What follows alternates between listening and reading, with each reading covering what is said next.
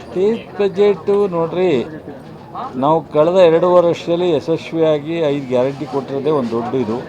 ಅಭಿವೃದ್ಧಿಗೆ ನಾವು ನಿರಂತರವಾಗಿ ಮಾಡ್ತಾಯಿದ್ದೀವಿ. ಈ ವರ್ಷ ಬಜೆಟ್ನಲ್ಲೂ ಸಹ 100ಕ್ಕೆ 100 ನಮ್ಮ ಮುಖ್ಯಮಂತ್ರಿಗಳು ಅವರ ಅನುಭವದ ಹಿನ್ನೆಲೆಯಲ್ಲಿ ನಮ್ಮ ಸಂಪನ್ಮೂಲವನ್ನು ನೋಡಿ ಸೂಕ್ತವಾದಂಥ ಒಳ್ಳೆಯ ಬಜೆಟನ್ನು ಕೊಡ್ತಾರೆ ಅನ್ನೋ ಭರವಸೆ ನಮಗಿದೆ. ಮತ್ತು ಇದು 4 ಲಕ್ಷ ಮೀರಿದಂಥ ಬಜೆಟು.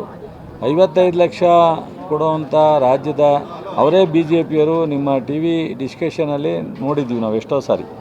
ಸೊ ರೈತರಿಗೆ ಹೆಚ್ಚಿಗೆ ಆದ್ಯತೆ ಕೊಟ್ಟಿಲ್ಲ ಅಥವಾ ಕರ್ನಾಟಕಕ್ಕೆ ಸಂಪೂರ್ಣವಾಗಿ ಮಾನ್ಯತೆ ಕೊಟ್ಟಿಲ್ಲ ಅನ್ನೋದು ನೀವೆಲ್ಲ ನೋಡಿದ್ದೀರಾ. TVನಲ್ಲಿ ಡಿಸ್ಕಷನ್ ನೋಡಿದ್ದೀರಾ, ಪತ್ರಿಕೆಯಲ್ಲಿ ನೋಡಿದ್ದೀರಾ. ಇವತ್ತು 19 ಜನ BJP MPಗಳಿದ್ದು, 5 ಜನ ಮಂತ್ರಿಗಳಿದ್ದು, ರಾಜ್ಯಕ್ಕೆ ಏನಾದರೂ ಅವ್ರದ್ದು ಆದಂಥ ಕೊಡುಗೆ ಇದೆಯಾ? ನೀವೇ ಅದನ್ನ ವಿಶ್ಲೇಷಣೆ ಮಾಡಿದ್ರೆ ಆಯಿತು. ನಾವೇನು ಹೇಳಲೇಬೇಕಾಗಿಲ್ಲ.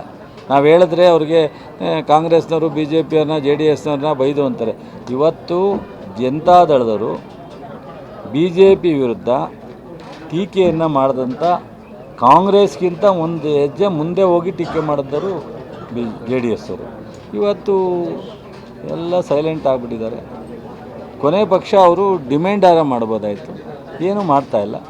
ಅವ್ರಿಗೆ ಅಧಿಕಾರನೇ ಮುಖ್ಯ ಆಗಿದೆ ವಿನ ಜನತಾದಳಕ್ಕೆ ಅವರು ಕೊಟ್ಟಿರ್ತಕ್ಕಂಥ BJPಯ ಒಂದು ಮಿತ್ರತ್ವದಿಂದ ಅವ್ರಿಗೆ ಲಾಭ ಏನಾಗಿದೆ ಅದೇ ಸಾಕು. ರಾಜ್ಯಕ್ಕೆ ಅನ್ಯಾಯ ಆಗಿದ್ರು ತೊಂದರೆ ಇಲ್ಲ ಅನ್ನೋ ಪರಿಸ್ಥಿತಿ ಅವರು ತಲುಪಿದ್ದಾರೆ.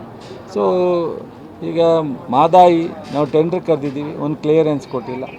ಇವತ್ತು ಮೇಕೆದಾಟು ಸುಪ್ರೀಂ ಕೋರ್ಟ್ ಡೈರೆಕ್ಷನ್ ಕೊಟ್ಟರು, ಒಂದು ಕ್ಲಾರಿಟಿ ಇಲ್ಲ. ಸುಪ್ರೀಂ ಕೋರ್ಟಿಂದ ಕ್ಲಿಯರಾಗಿ ಮಾಡಬೇಕು, ಮಾಡೋದು ಸೂಕ್ತ, ಇದು ಅನಿವಾರ್ಯ ಅಂತೇಳಿ ಡೈರೆಕ್ಷನ್ ಕೊಟ್ಟರು ನಾನು 5 ನಿಮಿಷಕ್ಕೆ ಮಾಡ್ತೀನಿ ಅಂತ ನಮ್ಮ MP ಅವರು ಹೇಳಿದರು. ಸುಪ್ರೀಂ ಕೋರ್ಟ್ ಕೊಟ್ಟ ಮೇಲೂ ಅವರು ಇನ್ನೂ ಮಾಡೋಕ್ಕಾಗಿಲ್ಲ. ಏನು ಮಾಡೋಕ್ಕಾಗತ್ತೆ ಈಗ? ಅದರಿಂದ ನನಗೆ ಗೊತ್ತಿದೆ, ಸಾರ್ವಜನಿಕರು ಒಂದೊಂದು ಸಾರಿ ಹಲವಾರು ಕಾರಣಕ್ಕೆ ಎಷ್ಟೇ ಅಭಿವೃದ್ಧಿ ಅಥವಾ ಎಷ್ಟೇ ಒಳ್ಳೆಯ ಕಾರ್ಯಕ್ರಮ ಸಾರ್ವಜನಿಕ ಸೌಲಭ್ಯ ಕೊಟ್ಟರು ಬೇರೆ ಬೇರೆ ಕಾರಣಕ್ಕೆ ರಾಜಕೀಯವಾಗಿ ಆಲೋಚನೆ ಮಾಡ್ತಕ್ಕಂಥದ್ದನ್ನ ಈ ರಾಷ್ಟ್ರದಲ್ಲಿ ಪ್ರಜಾಪ್ರಭುತ್ವದಲ್ಲಿ ನಾವು ನೋಡ್ಕೊಂಬಂದಿದ್ದೀವಿ. ನೋಡೋಣ, ಕೆಲವರೆಲ್ಲ 28ಕ್ಕೆ ಎಲ್ಲ ರೆಡಿಯಾಗವ್ರೆ, ಕೋಟು ಗೀಟು ಹೊಲಿಸ್ಕೊಂಡು. ಸೊ ಇನ್ನೂ 2 ವರ್ಷ ಇದೆ ಅನ್ನೋದೇ ಮರ್ತುಬಿಟ್ಟವ್ರು ಅವರು. ಬಹುಶಃ 2 ವರ್ಷ 2 ದಿವಸ ಬರುತ್ತೆ ಅಂತ ಇಟ್ಕೊಂಡವ್ರು. 2 ವರ್ಷ 3 ತಿಂಗಳಿದೆ. ಬಟ್ ಆಲೇ ಕೋಟು ಸೂಟು ಎಲ್ಲ ಹೊಲಿಸ್ಕೊಂಡು ಸೊ ಯಾರ್ಯಾರು ಯಾವ್ಯಾವ ಖಾತೆ ಹಂಚ್ಕೊಂಡು ಕೂತಿದ್ದಾರೆ. ಇರಲಿ, ಖುಷಿಯಾಗಿರೋದು ತಪ್ಪು ಅಂತೂ ಹೇಳೋಕ್ಕಾಗಲ್ಲ. ಸೊ ಇರಲಿ, ನಮಗಿನ್ನೂ 2 ವರ್ಷ 3 ತಿಂಗಳಿದೆ. 28ಕ್ಕೆ ಡಿಸೈಡ್ ಮಾಡ್ತಾರೆ ಜನ ಅಂತ.